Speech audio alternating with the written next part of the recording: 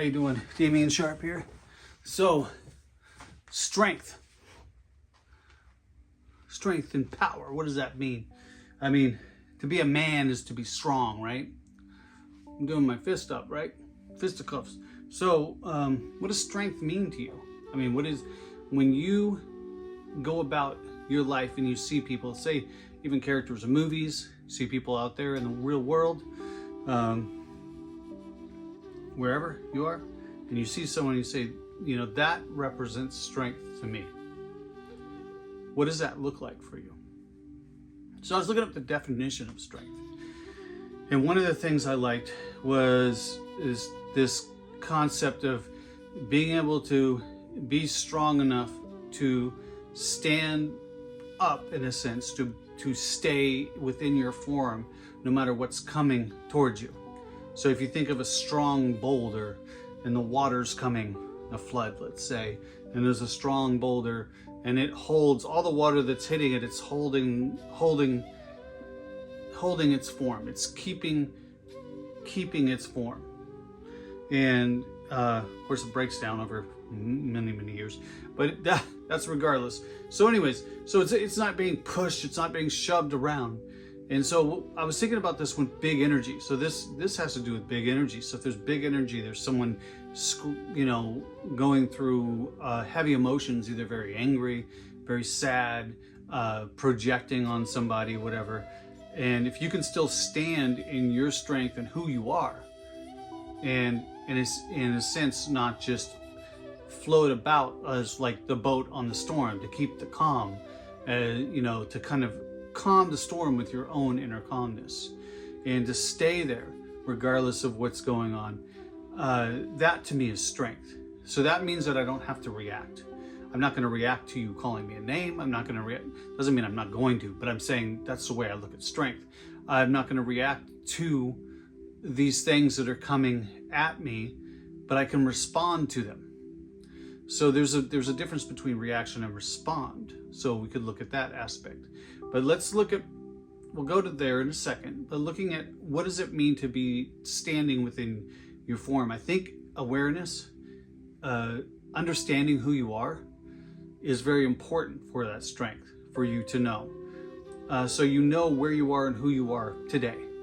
It's not about this big, huge, like, who are we? What is my life purpose? What is all this? What is all this? It's more about being curious enough and introspective enough to know who you are, where you are today. All of you is here. Can you embrace that? Can you be with that? And can you have that be present now? And when things come at you, can you be strong and hold that kind of deeper presence of understanding, respect, you could call it love. That's what moves into a response. A reaction is the kind of flight or fight. And I'm not saying that it's bad to react, because in some situations we really need to react and just go into whatever the body response. I mean, even just closing your eyelid if things are flying in the air, or ducking if bullets are coming, or someone's going to punch you, whatever.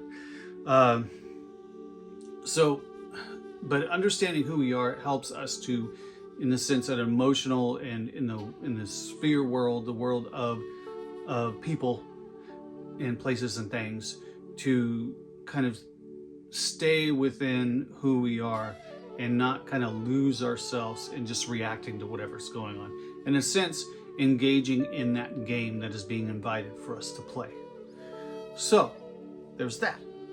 So just knowing today, like, who am I, and kind of knowing yourself enough to that you just know who you are. I mean, I'm scared of cats. I'm scared of scorpions. I'm scared of sky.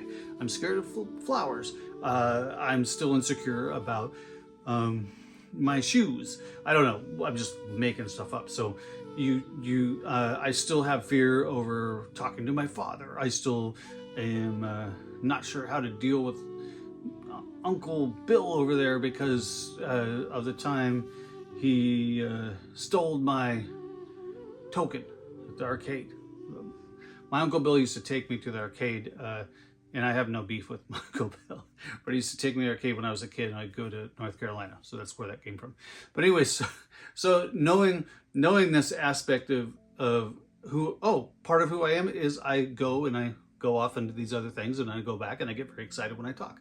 So I understand that about myself, and I embrace that about myself. And I then am not trying to hide anything. And it's when we're trying to hide things that the things that are reverberating out there create a kind of stimulus that makes us react, because we don't want to look at that part. So there's a great mirroring that's happening too within the things that I would view as weakness, even though I was going just in strength, is when you see someone reacting, or when I notice that I'm reacting to something, then that's something for me to get introspective about. It's like, why am I reacting to someone calling me this name?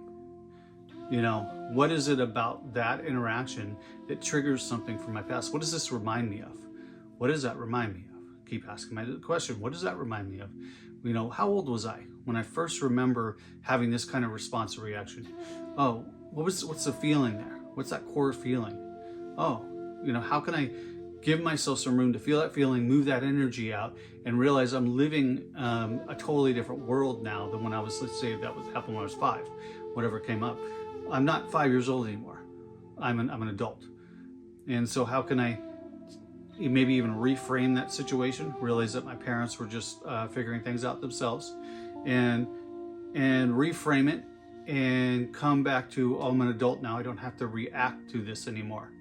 I've healed this part of me. And then I can be even more present when that comes up, if that's the way that someone expresses their anger and they're just projecting, and I can help guide them into not projecting anymore, and for them to look at themselves and see what's going on. Or I can be aware enough to know that I'm not going to react to that person. This person's angry and projecting, and they're not safe to be around, and I need to get the F out of there. And that's good information.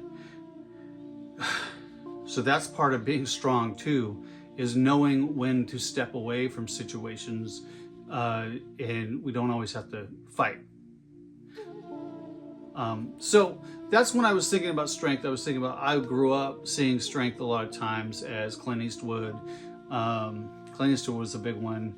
Bruce Lee, but Bruce Lee I could take it to a higher level strength. So yeah, just kind of a distant machismo, you know, I'll punch you if you don't like me, and just kiss me, baby, and go away when I'm done with you because I want to drink a beer. I don't know, you know, so there's the Clint Eastwood right there for you. So there's that.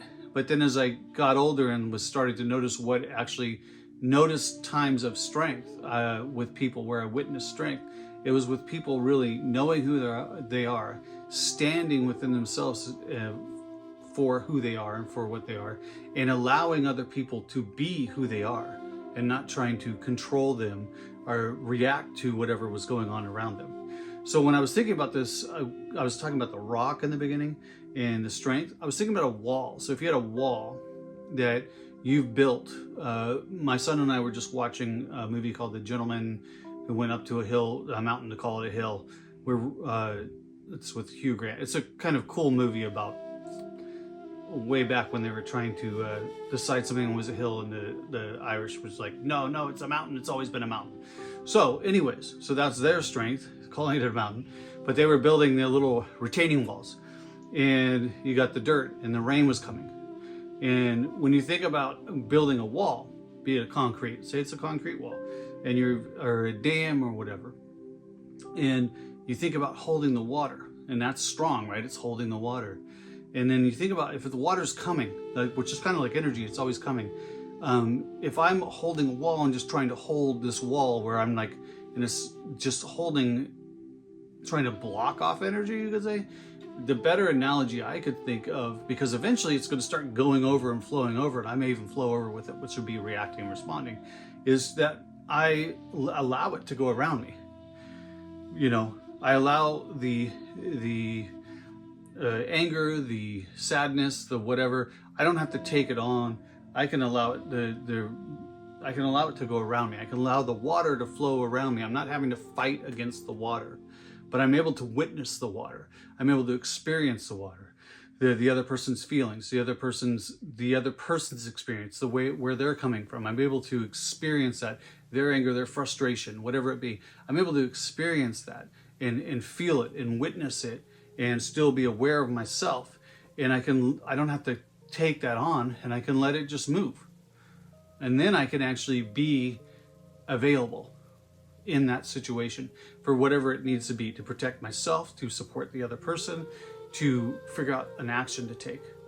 So one of the words that came up with strength was fortitude, as kind of like a synonym, I guess you could say, for strength, the fortitude. So fortitude is, I'll put up their definition of fortitude, but fortitude, one of the concepts of that is to be able to, in a sense, to still be strong within pain, suffering, challenges. Let's just say challenges are opportunities, some people would say.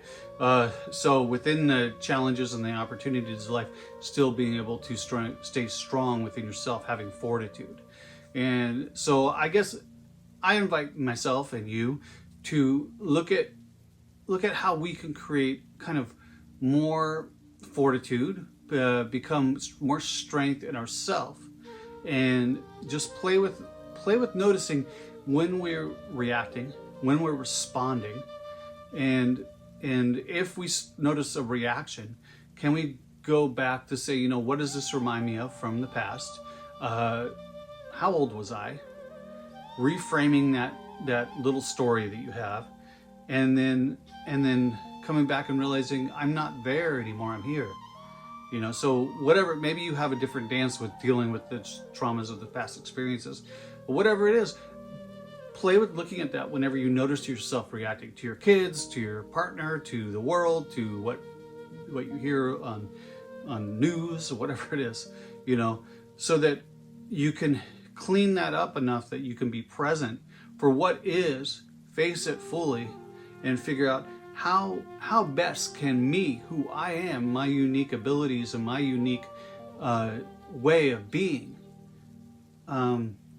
be present with this and even move it to create change. So, you know, what are the actions that I can do that are so much more aligned with who I am, so that it actually brings excitement and an intrigue and builds curiosity about what possibilities my actions could support and create in this world. And so, and that movement, I'm not forcing, but I'm coming with so much more force and strength because I know who I am, and I'm just, there's a consciousness there that you're bringing, an awareness. And so play with that, and then notice when you're able to stay calm as a Buddhist, or you would imagine Jesus, or the great nature redwood tree man, whoever it be. Notice how you're able to stay calm in a situation that maybe people around you aren't, and notice how in that situation when you're calm, as I was talking before, you notice that there's so many more options, and that the person that's reacting to, let's say, a person taking you and your partner are going out to eat, and someone cuts in and takes your table, and your partner freaks out about it, but you're like, oh, you know, there'll be another table, you know. I don't know, there's many ways you can frame it. Those people, maybe they'll learn eventually not to be rude. I don't, it's like, it's not, you're not letting it upset your whole world, but maybe your partner is. And notice how those two responses create a whole different experience, and a whole different experience within your body, because you can notice their body getting stressed out, and that they have two different responses possibly. Beat them up, teach them a lesson. I don't know. That could be just one response, or leave this restaurant and never come back. And you may be having all these different 5, as I was saying before when we were doing the 5, but so many more options.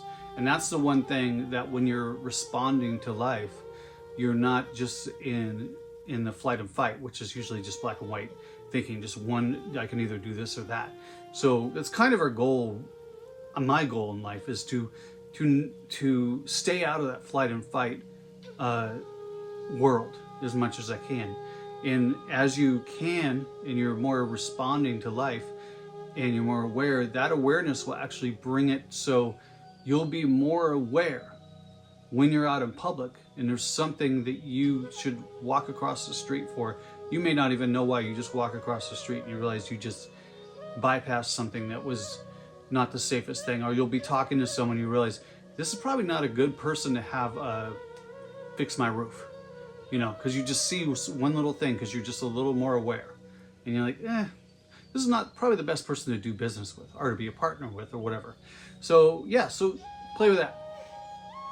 Respond, reaction, and fortitude. How to build your fortitude. What does it mean to build fortitude? I don't know, maybe we'll explore that again. Is the thing still moving? Well, you gotta love electronics, man. Okay, peace, everyone. I hope you have a blessed day, night, morning, whatever it be. Blessings.